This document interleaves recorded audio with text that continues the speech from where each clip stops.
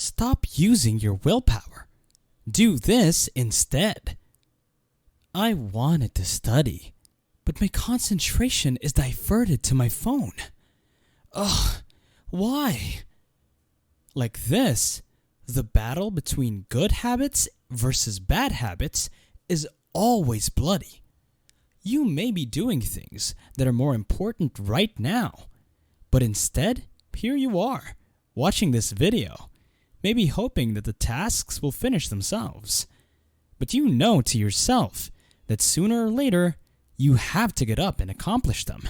So, if you are one of the many individuals who have temptations that seem impossible to resist, then you have come to the right video. So stay tuned. Let me tell you a story about Jess. In his life, he has built a ton of good habits. Every day, he goes to the gym, meditates, and reads. But he can't manage to get rid of one terrible behavior, and it is his fondness for junk foods. For years, he's eaten them almost every day. Jess already knows that eating them is terrible, but one day, he watched a documentary that detailed all of the negative implications.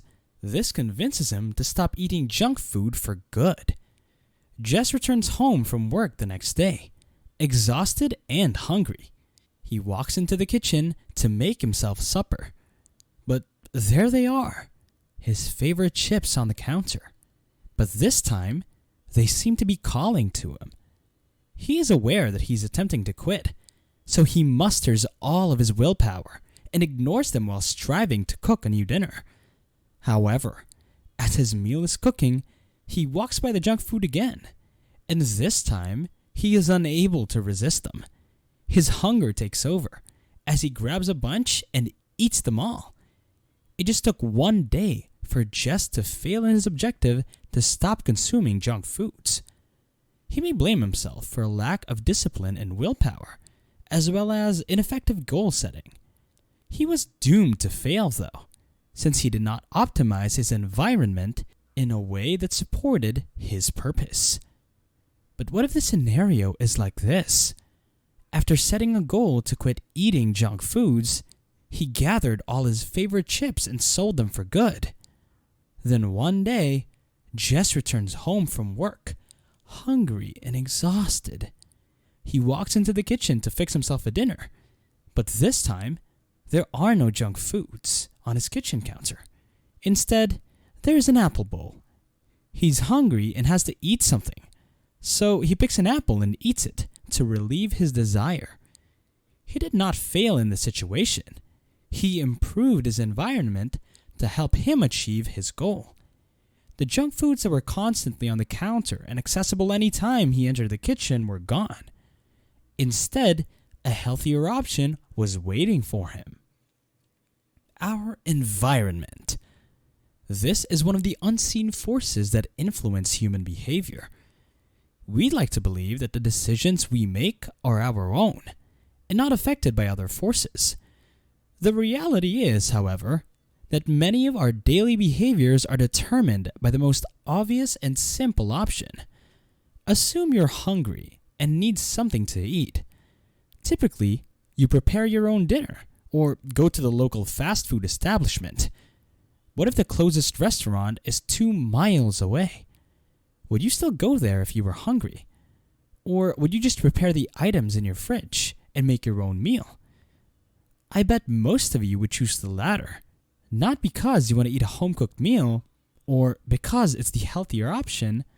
No, you prefer to prepare your own meal since it is the simplest choice and requires no extra work.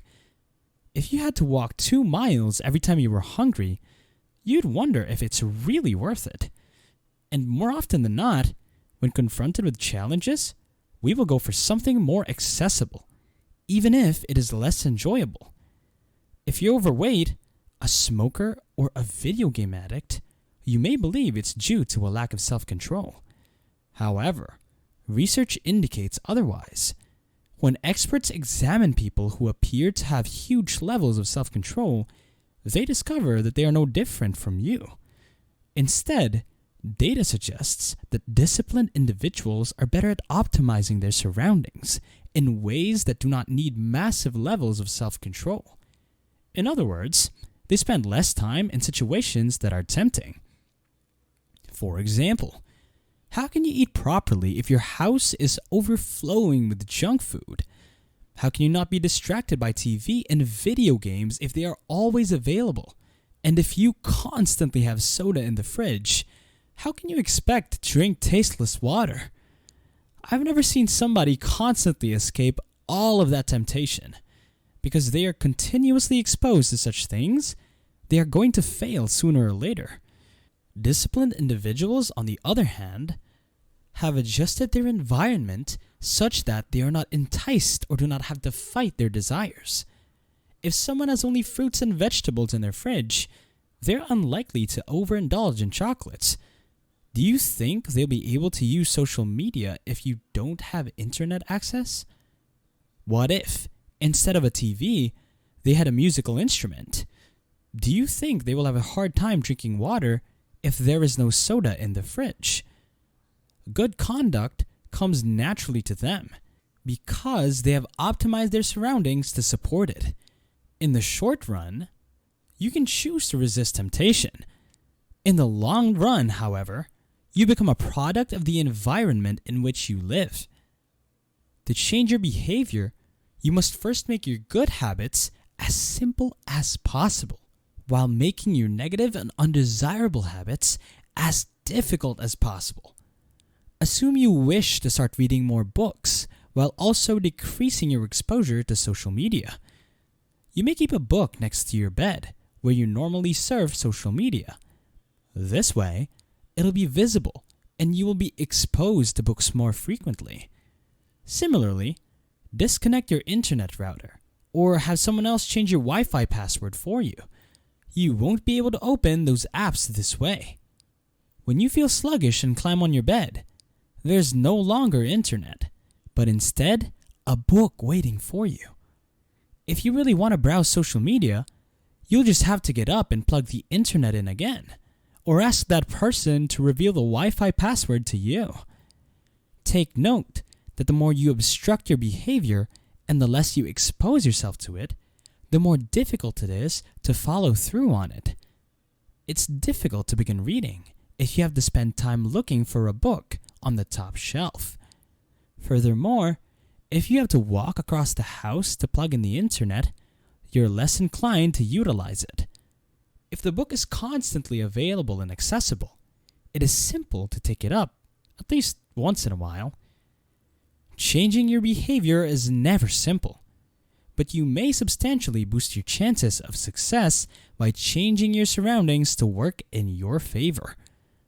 While motivation and willpower might help us reach our goals, it is our environment's unseen influence that actually affects our behavior.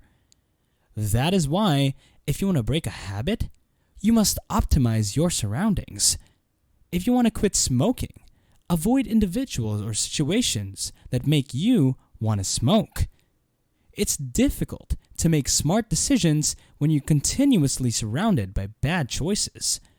Similarly, if you're surrounded by good choices, bad choices become difficult to make.